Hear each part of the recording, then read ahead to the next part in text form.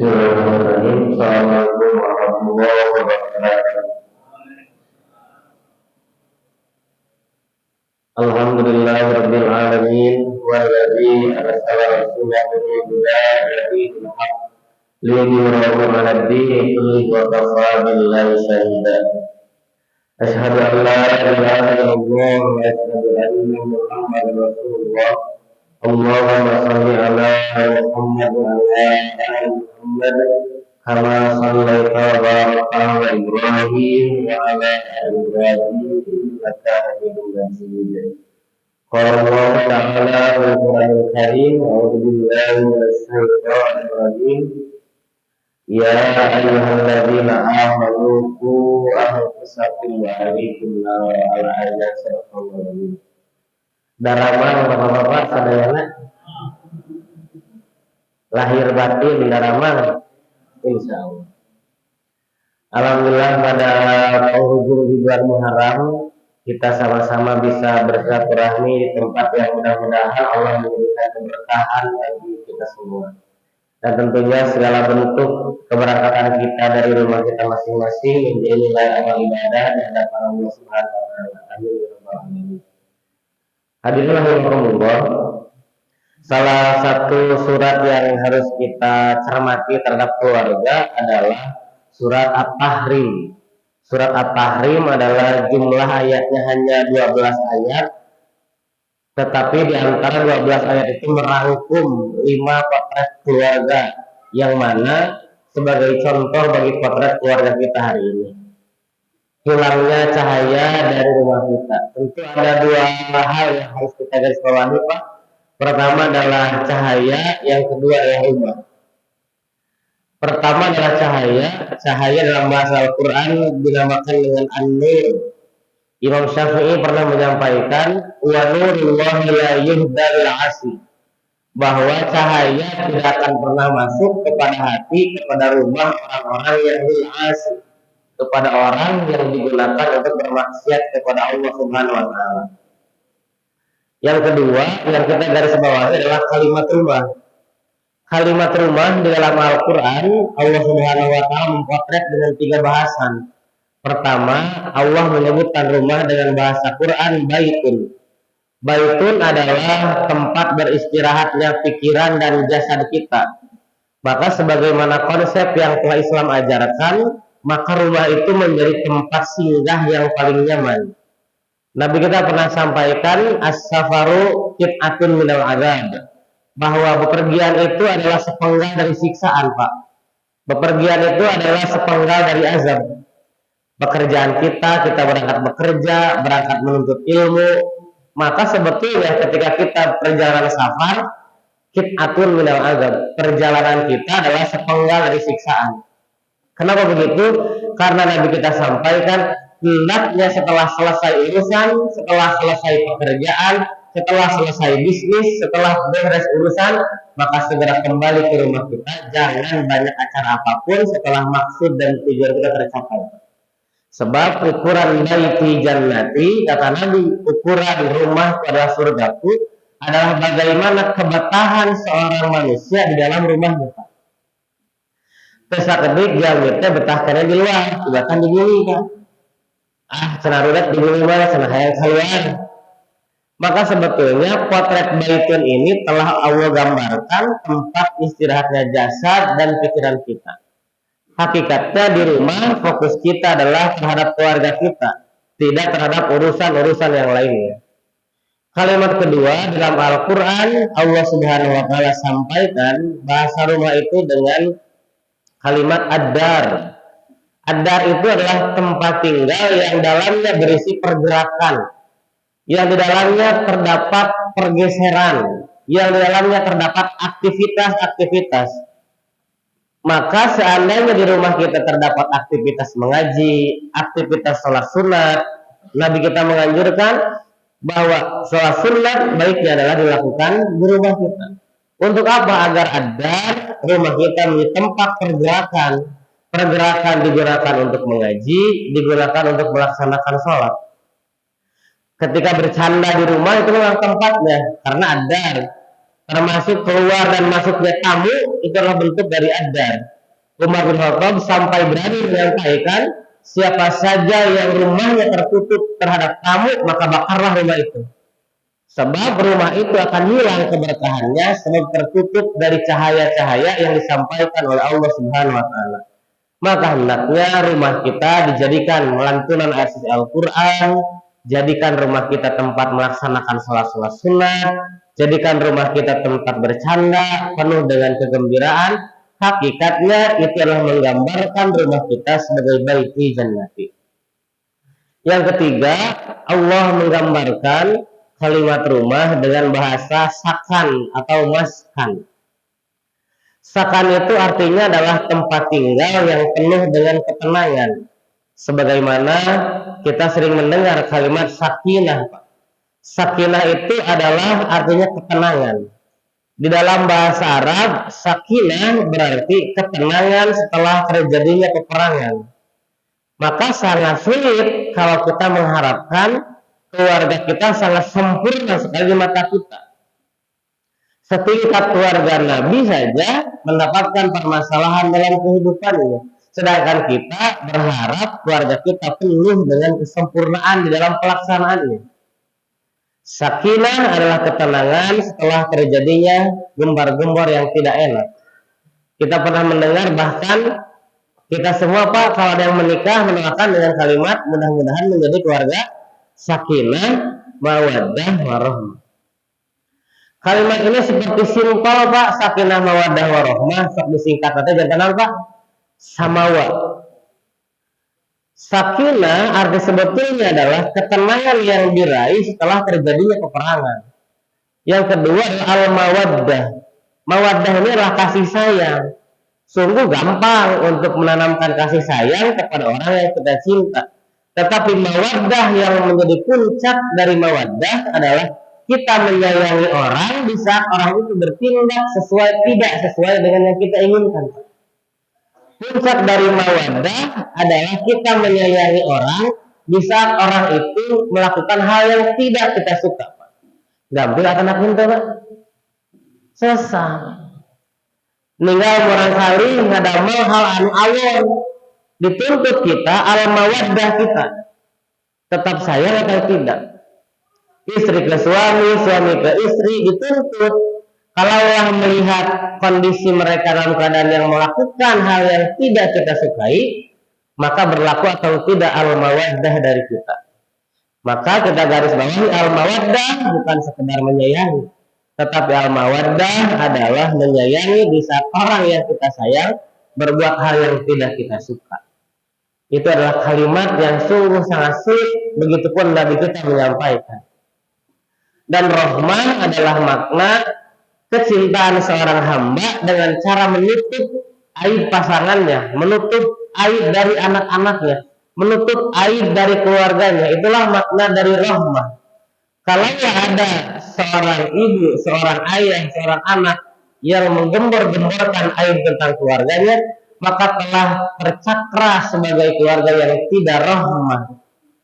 Sebab Allah memiliki sifat rahmah, artinya menutup aib dosa-dosa kita, dan keluarga yang rahmah adalah keluarga yang bisa menutup aib-aib kesalahan kita. Sakedik ayo nama Pak keluarga teh sakedik kasinggung dina status WA, sakedik kasinggung ayo nama ada mau status dina IG. Maka hal tersebut mengungkapkan bahwa tidak rahmahnya suatu keluarga karena tidak menutup aib dari keluarga itu. Hadirin rahimakumullah, maka potret rumah dan potret cahaya tidak bisa kita lepaskan. Keduanya adalah hal yang harus bersama. Keduanya adalah hal yang harus bersatu. Sebab cahaya yang datang ke rumah kita adalah bagian dari berkah atau tidak dari rumah kita.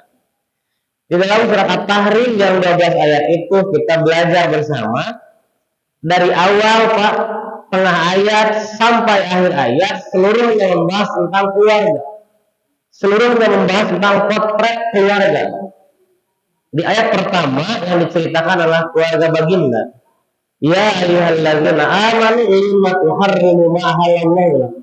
wahai Nabi, kenapa engkau mengharamkan apa-apa yang aku halalkan? Selalu saat itu Nabi pulang dari salah satu rumah istrinya, kemudian Aisyah dan Hafsah istrinya yang lain merasa cemburu sampai beliau menyampaikan, menyindir kepada Nabi, engkau telah minum madu, engkau telah minum madu. Sampai Nabi menyampaikan, saya meminum madu dan tidak akan meminumnya lagi. Sampai-sampai datang teguran Allah Subhanahu wa taala bahwa kenapa Rasul mengharamkan apa yang Allah halalkan. Seakan-akan Rasul menganggap bahwa diharamkannya madu. Padahal Nabi kita meminum madu. Dengan demikian, maka halallahu setingkat rumah tangganya Nabi tentu ada permasalahan dalam kehidupannya. Maka cahaya pertama yang perlu kita jaga adalah bagaimana cara kita memfilter yang halal dan yang haram masuk ke dalam rumah kita.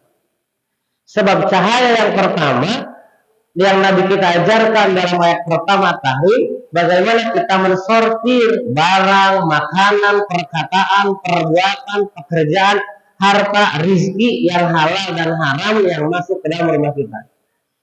Cahaya pertama dihadirkan dengan itu. Seandainya cahaya itu tidak ada, halal dan haram telah biasa keluar masuk dari rumah kita, maka perkataan halal haram telah masuk ke dalam rumah kita, yang dibawa mungkin oleh anak-anak kita ke rumah, dibawa oleh pergaulan bapak-bapak, pergaulan ibu-ibu, maka rumah itu telah kehilangan cahaya yang pertama. Halal haram bukan tentang urusan harta saja, tetapi perbuatan, perkataan yang tidak pantas diucapkan dibawa ke rumah. Kita yakin betul, mohon maaf Pak, anak-anak kita di sekolah tidak mungkin diajarkan kalimat-kalimat kasar, kalimat-kalimat tidak baik. Dan begitupun di rumah, di sekolah tidak mungkin diajarkan dengan kalimat seperti itu. Seandainya kalimat itu terbawa ke dalam rumah kita, maka sudah tidak terfilter mana perkataan yang halal dan mana perkataan yang haram. Apalagi setingkat kita, seusia kita yang membawa perkataan, membawa pekerjaan, membawa hal-hal yang halal dan haram tidak bisa kita bedakan lagi. Nabi kita sungguh selektif dalam memasukkan barang yang haram atau halal ke dalam keluarga kita. Sehingga cahaya pertama adalah halal dan haram perlu untuk kita garis bawahi. Di ayat yang berikutnya Allah Subhanahu wa taala menyampaikan apa yang menjadi bentuk cahaya untuk keluarga kita. Ayat yang tadi dibaca di mukaddimah, qu anfusakum wa ahlikum nar. Bagaimana kita menjaga diri kita dan keluarga kita dari api neraka.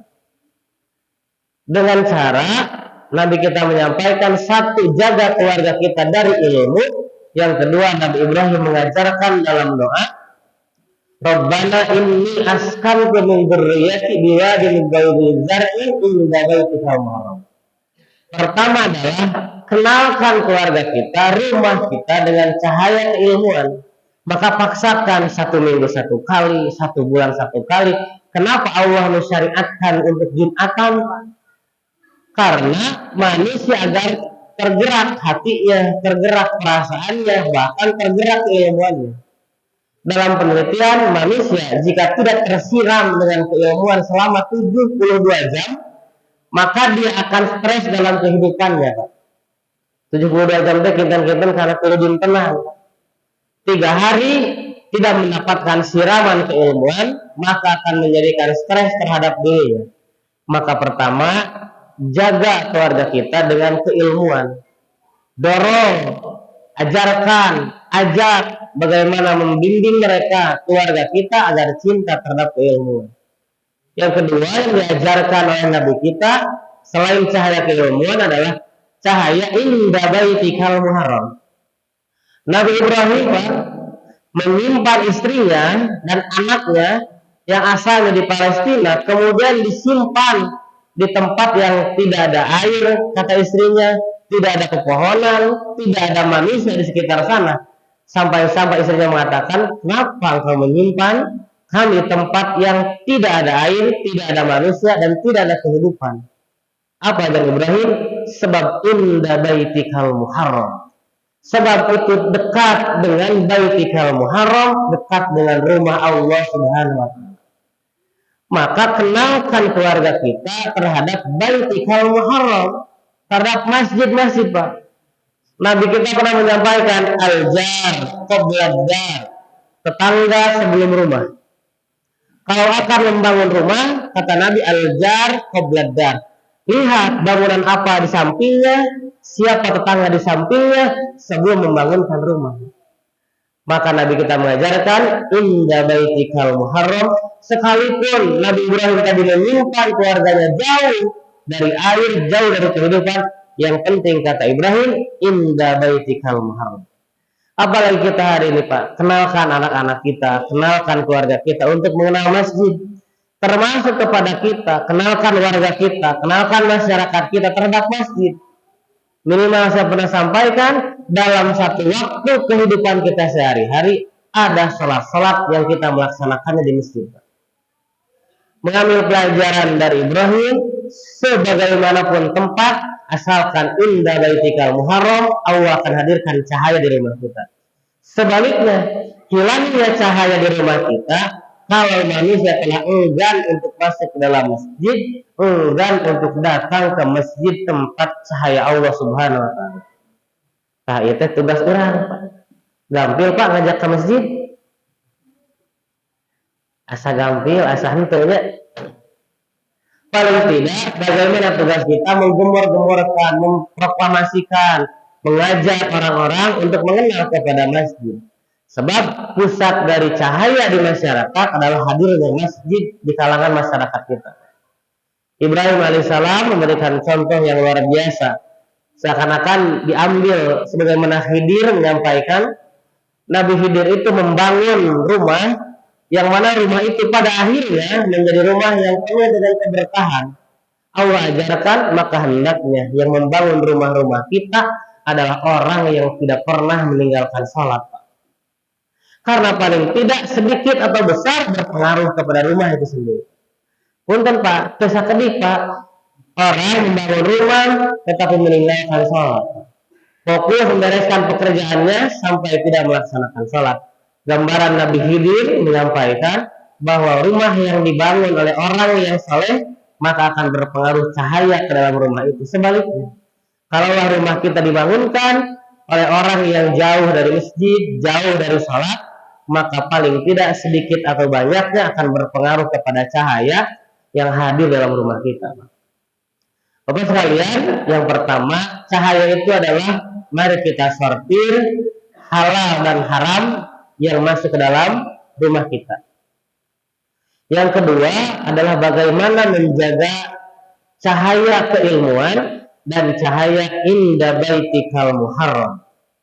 Bagaimana cara kita menjaga semangat spirit keluarga kita terhadap ilmu dan spirit kita terhadap inda baitikal muharram jika hari ini yaitu terhadap masjid-masjid kita. Kenalkan sehingga generasi kita pulang sekolah ke masjid, wedewengi ke masjid menjadi pusat kehidupan generasi-generasi kita. Maka dorong generasi kita, keluarga kita untuk mengenal masjid sehingga Allah hadirkan cahaya terhadap keberkahan rumah kita. Hadirin rahimakumullah, yang ketiga Allah sampaikan apa cahaya itu? Cahaya yang ketiga adalah ya ayyuhalladzina amanu, maaf ya ayyuhalladzina amanu tubu ilallahi taubatan nasuha. Cahaya yang ketiga adalah hadirnya perasaan dosa, perasaan bersalah orang-orang yang menghuni rumah itu kepada Allah Subhanahu wa taala. Selama mendiami rumah itu, berapa jumlah dosa yang kita lakukan di dalam rumah ataupun di luar rumah akan berpengaruh kepada cahaya yang datang ke dalam rumah kita, Pak. Kalaulah misalkan kita perlu membagi waktu dalam kehidupan kita, perlu adanya waktu bagi kita untuk ada waktu bertaubat kepada Allah di rumah kita. Sebab tubu ilallah taubatan nasuha. Sekalipun tingkat Nabi Muhammad SAW ketika beliau mendengar berita Aisyah radhiyallahu anha dituduh berselingkuh dengan Safwan, berita itu marak di Madinah sampai-sampai Abu Bakar As-Siddiq tidak percaya Aisyah melakukan itu, memarahi Aisyah. Bahkan Nabi pun percaya kepada berita yang viral saat itu. Bahkan kata Nabi, kenapa Aisyah tega melakukan itu? Dan ketika Aisyah menyampaikan kepada Allah, ya Allah, saya telah menyampaikan penjelasan saya kepada manusia. Selanjutnya, inni askantu min dzurriyyati. Selanjutnya adalah asku basi wa huzni ila Allah. Rasa sakit saya, kekecewaan saya difitnah, saya serahkan kepada Engkau. Kemudian turun Pak satu surat An-Nur, surat ke-24 yang membereskan permasalahan Nabi. Sampai Nabi bertaubat kepada Allah dan memohon maaf kepada Aisyah radhiyallahu anha. Jika kita pun sama ada kesalahan yang kita lakukan kepada anggota keluarga kita, kepada Allah Subhanahu wa taala, maka tugas kita adalah memohon ampunan kepada Allah. Ud'illallah walau adnab al-qamar. Bahwa kita perlu kembali kepada Allah Subhanahu wa taala walaupun dosa kita sangat beribu-ribu. Tugas kita jadikan rumah sebagai tempat bertaubat kita kepada Allah Subhanahu wa taala. Jadikan waktu sebelum subuh, jadikan waktu setelah subuh, itu menjadikan waktu bagi kita untuk mohon ampun kepada Allah Subhanahu wa taala. Sebab waktu yang istimewa adalah waktu menjelang subuh, dari sepertiga malam menjelang subuh, dan juga waktu fi bukuriha. Bukuriha adalah waktu subuh sampai terlihatnya matahari. Nabi pun berdoa, Allahumma barik li ummati fi bukuriha. Gunakan pada subuh, sebelum subuh, untuk memohon ampun, bertaubat kepada Allah Subhanahu wa taala. Nabi kita mencontohkan, beliau tidak keluar dari masjid sebelum beliau melihat matahari. Apa yang beliau lakukan? Beliau menyampaikan permohonan ampun kepada Allah Subhanahu wa taala.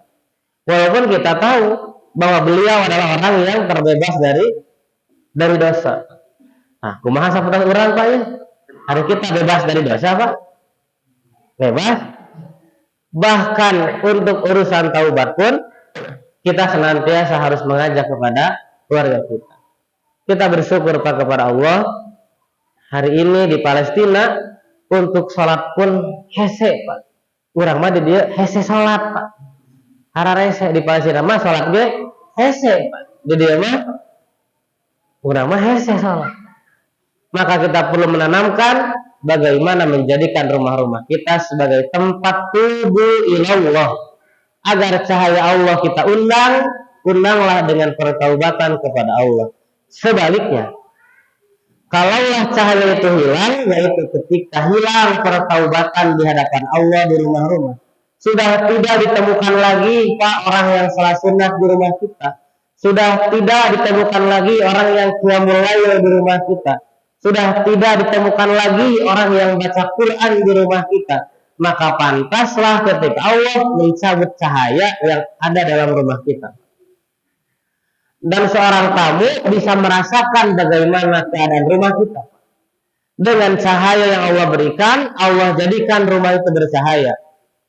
Nabi kita, rumah yang sederhana, tetapi setiap orang masuk ke dalam rumahnya, maka beliau merasakan cahaya dan keberkahan yang sungguh hebat. Kita pun sama. Bagaimana rumah-rumah kita jadikan tempat pemohon ampun kita kepada Allah Subhanahu wa taala. Mungkin kita malu Pak menangis di masjid Pak. Tetapi untuk di rumah kita jadikan khalian fafadat ainahu. Kita sendiri menghadap Allah, kemudian berjatuhanlah air mata yang kita lakukan Pak. Nuka hiji namanya nampak cahaya nanti Pak bulilat deui ya Pak. Menjaga halal dan haram yang masuk ke dalam rumah kita. Yang kedua, menjaga cahaya keilmuan dan cahaya inda baitikal muharram. Cahaya keilmuan dan cahaya masjid.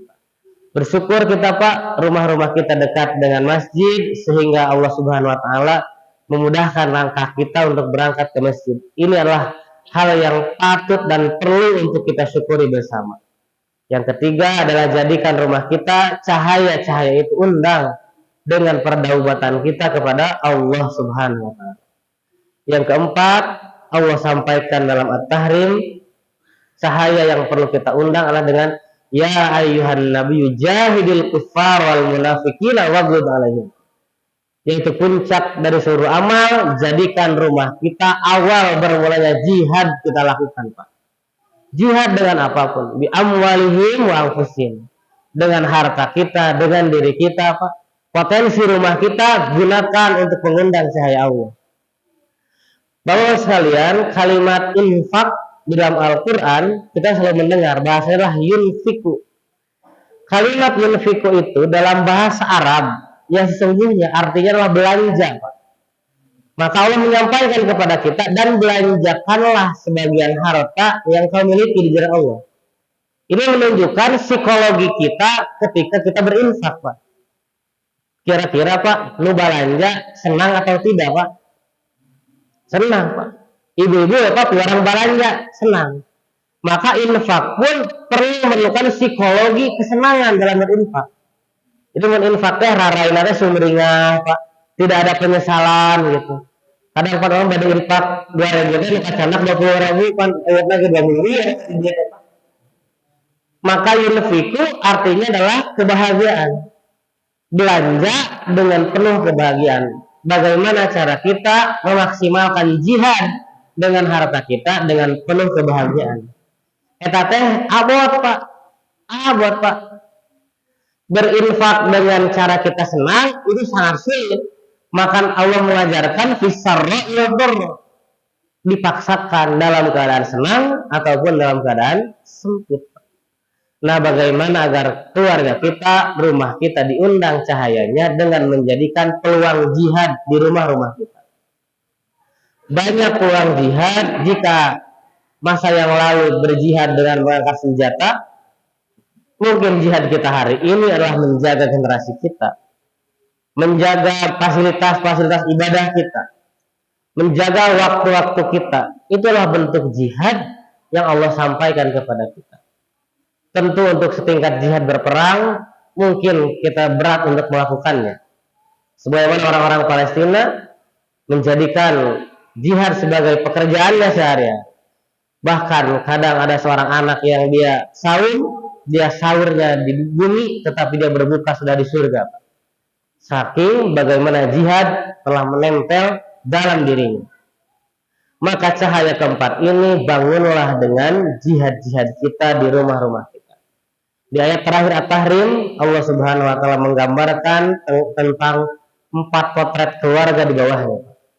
Jika yang pertama Allah menggambarkan potret keluarga Nabi Muhammad SAW yang sangat sempurna walaupun ada masalah-masalah yang datang, entah fitnahan, tuduhan, kecemburuan, apapun itu. Maka pelajaran bagi kita untuk kita sehingga bahwa kita mengharapkan keluarga kita penuh dengan kesempurnaan, maka hal itu menjadikan kita akan semakin sakit hati dalam kehidupan kita, Pak. Tentu kita perlu memaklumi setiap kekurangan. Fa'fu anhum wasfahu, kata Allah. Maafkan, toleransi, terima setiap kekurangan yang ada dalam keluarga kita. Kekurangan keluarga, kekurangan istri, kekurangan suami, kekurangan anak, terima dengan penerimaan yang terbaik. Sebab Nabi kita ajarkan setingkat keluarga Nabi tentu ada permasalahan.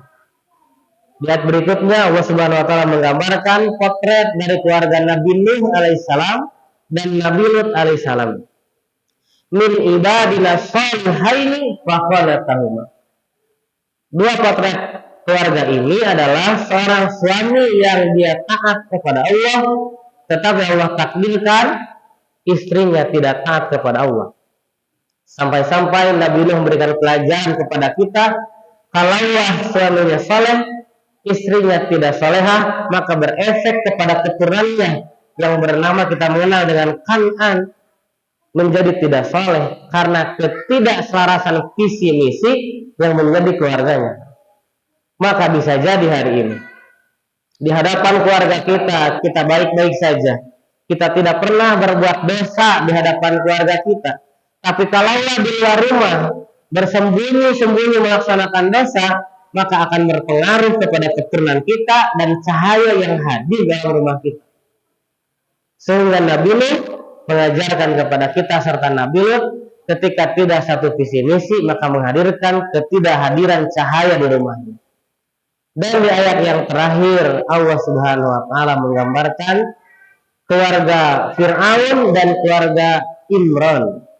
Keluarga Fir'aun adalah sebaliknya dari keluarga Nuh dan Lut. Fir'aun yang mengaku sebagai ana rabbukumul a'la. Dosa yang paling tinggi adalah Fir'aun yang mengaku sebagai Tuhan. Maka sok kirang satuju Pak, apa ada kieu geuningan. Cenah barudak ayeuna mah teu baralaleg cenah kitu. Justru Pak anu teu baralaleg mah barudak bareto. Fir'aun teh Pak barudak bareto atuh. Ngaku sebagai Tuhan. Barudak ayeuna aya Pak yang sebagai Tuhan? Teu aya Pak. Maka Fir'aun mengaku sebagai ana rabbukumul a'la. Tetapi mendapatkan istri yang salehah, istri yang baik, sehingga istrinya berdoa, Rabbibnili indaka baitan fil jannah. Ya Allah, bangunkan surga, di rumahmu bangunkan surga yang dekat dengan Engkau, atas balasan bahwa perjuangan saya selama menghadapi Fir'aun. Ini pelajaran bagi kita, setidak baiknya istri atau suami, tugas kita adalah mengharapkan ridho Allah Subhanahu wa taala. Nanti kita sampaikan bi akhlaqika la bi akhlaqihim. Kita bergaul dengan keluarga kita bi akhlaqika, dengan akhlak engkau, la bi akhlaqihim, bukan sesuai dengan akhlak mereka. Kalau dengan akhlak mereka berbuat buruk, kita pun berinisiatif, kita pun bisa berbuat buruk. Mereka berbuat baik, kita pun bisa berbuat baik. Tapi Nabi ajarkan bi akhlaqika. Engkau tetap baik sekalipun keluarga engkau tidak baik terhadap engkau. Engkau tetap saleh sekalipun keluarga engkau belum dalam keadaan saleh. Maka hidayatul irsyad, petunjuk, nasihat, bimbingan yang perlu kita hadirkan kepada keluarga kita itu menjadi usaha dan ikhtiar kita. Untuk nanti urusan keluarga kita ikut kepada kita, salihah atau belum, saleh atau belum, baik atau belum, itu menjadi hidayah taufik yang menjadi wilayahnya Allah Subhanahu wa taala. Fir'aun mendapatkan pasangan yang salehah, maka Asiyah menyampaikan, saya beribadah kepada Allah. Fir'aun menjadi perantara saja. Kalaupun Asiyah berakhlak seperti akhlaknya Fir'aun, tentu tidak akan mendapatkan kemuliaan di hadapan Allah Subhanahu wa taala. Tentu potret keluarga pertama menjadi contoh bagi kita, keluarga baginda Nabi Muhammad SAW. Potret kedua, Nabi Nuh dan Nabi Lut pun hendaknya itu bukan bagian dari keluarga kita. Termasuk potret keluarga keempat, Fir'aun hendaknya itu bukan menjadi potret dari keluarga kita. Dan yang terakhir adalah keluarga dari Imran. Beliau bukan seorang nabi, tetapi beliau mendapatkan kemuliaan. Beliau keluarganya disebutkan dalam Al-Quran surat ketiga. Bahkan anaknya yang lahir mendapatkan kemuliaan yang sama, yaitu terdapat dalam Quran surat Maryam, menggambarkan Imran adalah orang yang saleh, istrinya Hannah adalah orang yang saleh, maka lahir generasi keturunan yang saleh juga. Maka keluarga inilah yang harus kita potret, jadikan keteladanan bagi kita. Bapak sekalian, sungguh hal yang salah ketika kita mendengar kalimat seperti ini, Pak. Bahkan hal ini tak jarang masih kita dengar. Selalu ada pepatah Sunda yang menyampaikan begini, keun cenah da biasana di antara seluruh keluarga aya we hiji nu teu saleh. Kalimat itu harus dihilangkan, dan itu bukan kaidah Islam, bukan potret keluarga Islam. Seakan-akan menjadi biasa, Pak. Kalau di antara anaknya ada 8, cenahkeun we dan bungsu mah cenah biasa lagi aya hiji nu cacing calang gitu, Pak. Dan kalimat ini perlu untuk kita hilangkan. Potret keluarga yang hebat adalah bagaimana kita berkaca kepada Nabi Muhammad SAW dan Nabi Ibrahim, termasuk kepada Imran.